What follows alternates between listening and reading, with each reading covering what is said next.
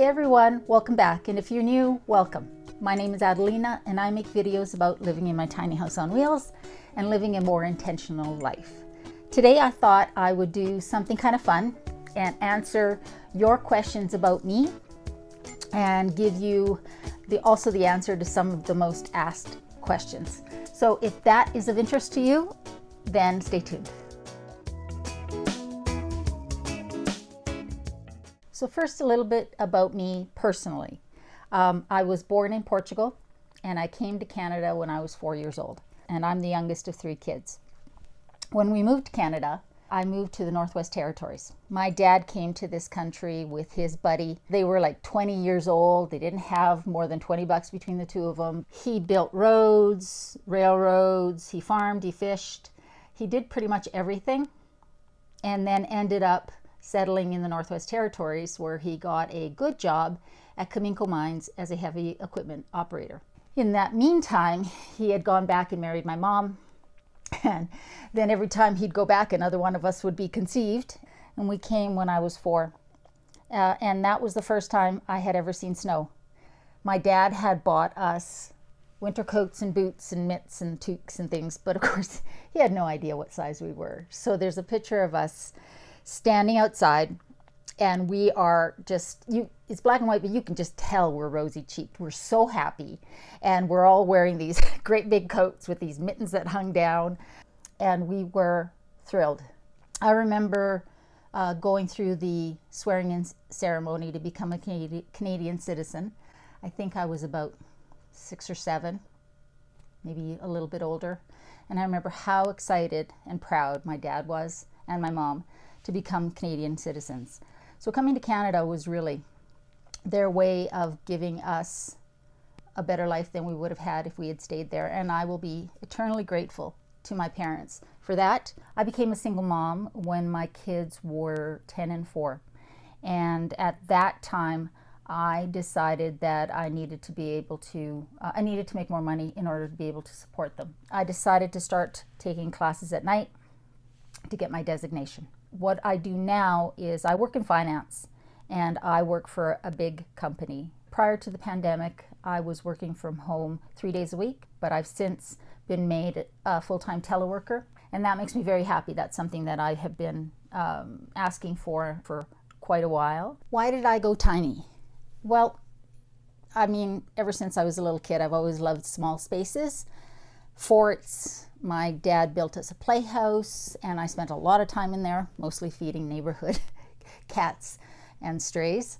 In the Northwest Territories, growing up, I lived in a trailer park, which, let me tell you, was cold, because trailers in general, especially at that time, were not made for minus 30, minus 35 degree Celsius weather.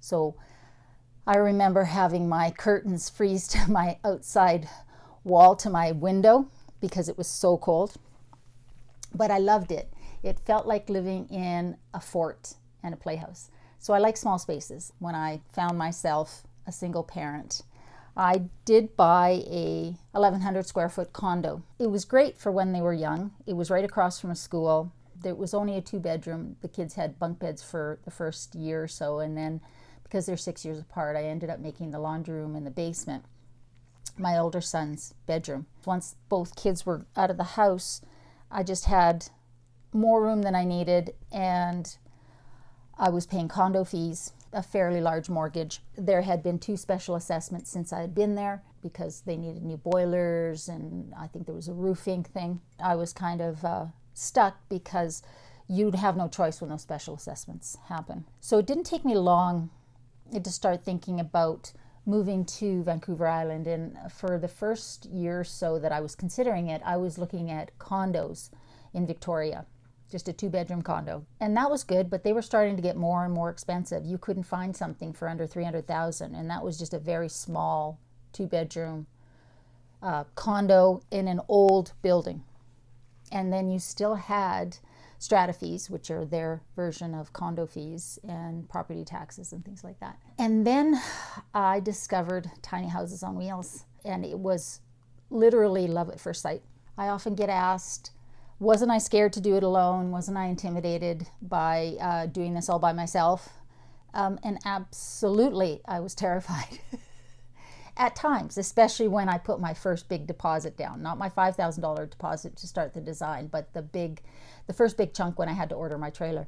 But my philosophy is, if you're scared, you just do it scared, because everything that I've done in my life that I'm the proudest of, I've been terrified to do. It's amazing how much you can do when you just keep putting that one foot in front of the other, and before you know it, you've done something that you didn't think you could do, or other people didn't think you could do. I didn't have somebody else's income coming in.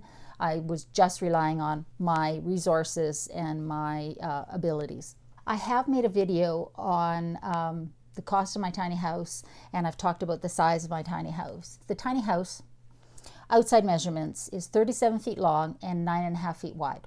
And that is 1 foot wider than street legal, which means that when it moves, it needs a wide load permit. It does not need guide cars because it's not that wide, but I do need to get a permit to move it because it's a little bit wider. The transport trucks that you see on the road are all 8.5 feet wide.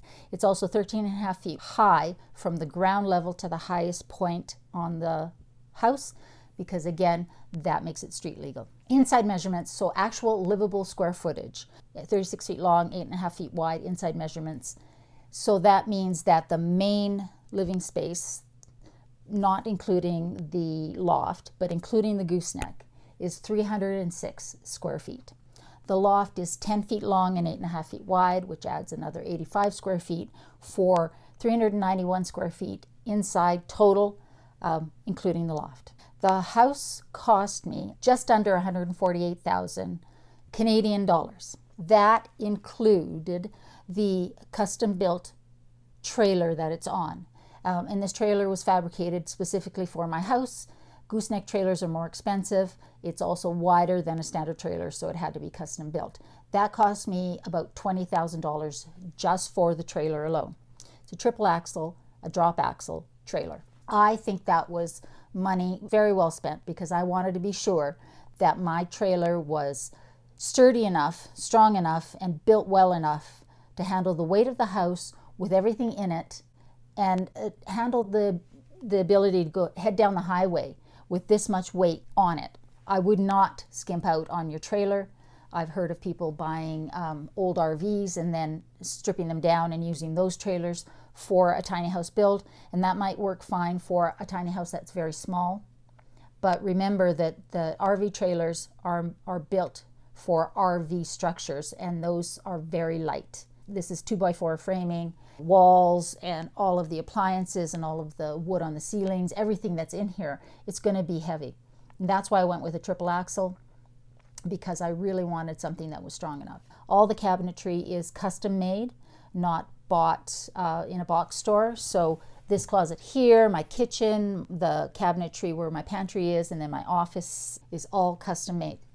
And then that price also includes all of my appliances, including my Lunos air exchange. So that's my fridge, my stove, my washer dryer combo unit, all of the appliances and fixtures. I had budgeted in my mind $125,000, but then I started making changes. I went a foot longer, and I decided to go a foot wider. All of those things added up. Obviously, I have a lot of windows in here, and that adds up. Something that many of you have asked about.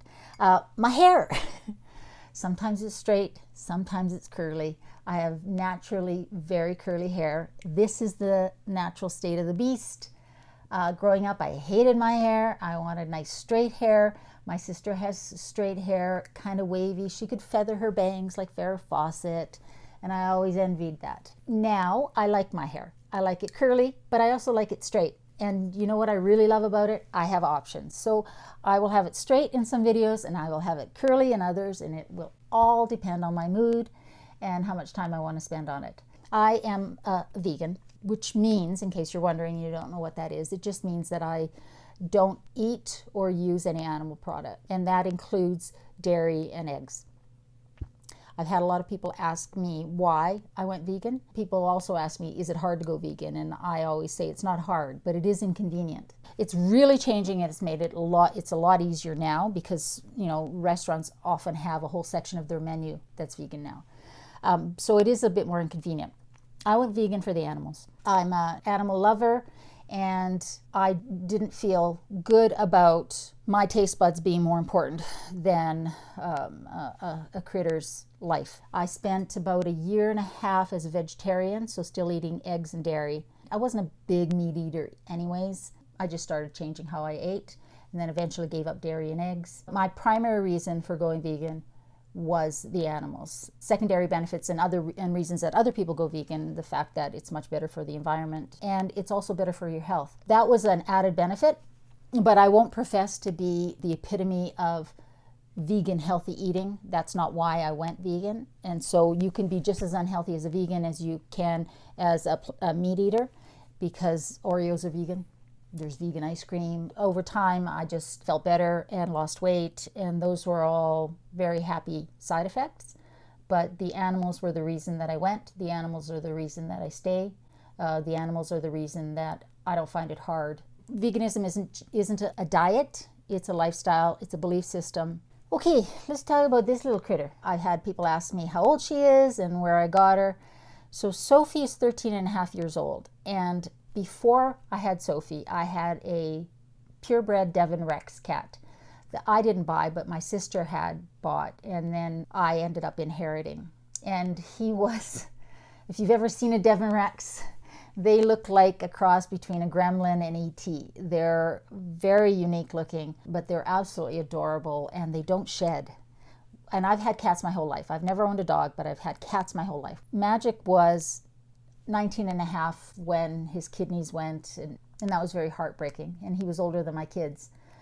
So after about 6 months of not having a cat, the kids and I were really missing having an animal in the house. We were at a coffee shop right next to a pet store one day and wandered in so that the kids could see the animals. They had some animals there from the Humane Society, and they had a couple of cats. And they had 2 little kittens, and then they had Sophie, and she was a little bit older. And she was curled up in a ball in her little cage, and the other kittens were out and being all cute and stuff. Kids and I just sort of noticed her.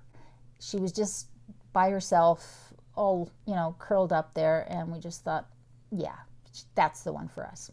So we brought her home. She really does think she's the boss of the kids. She likes to mother them and discipline them if she doesn't like what they're doing. And she's quite the character. Like almost all of my cats, she's very vocal. And I think that's because I talk to her, so she talks back. She's really helped me survive this quarantine. She's given me somebody to talk to. She always knows if I'm down, and she makes an extra effort to be cuddly. She's my wing kitty. I would love to get a dog at some point, but that will have to happen down the road because Sophie's too old for me to introduce another animal into the house. I don't know that she would ever forgive me. And she has seniority, so as long as she's here, I am her staff, and I am here to take care of her. So that is probably more than anybody ever wanted to know about me, but I did get to answer some of the questions about the house that a lot of you have asked and why I went tiny. I hope you enjoyed the video. It was a little odd to make because, to be honest with you, I don't really like to talk about myself. I'd have no problem talking about tiny house life and the things in it and the things I love about living tiny, but talking about myself personally is always very weird. I appreciate that you wanted to know a little bit more about me. Anyways, please subscribe if you haven't already. I really appreciate it. It really helps YouTube know that the videos are of value and recommend them to other people. And that's great because that means that we can have more people be part of this family. Don't forget to like, share, subscribe, click that little bell notification button because apparently that's important. It's been snowing for a couple of days.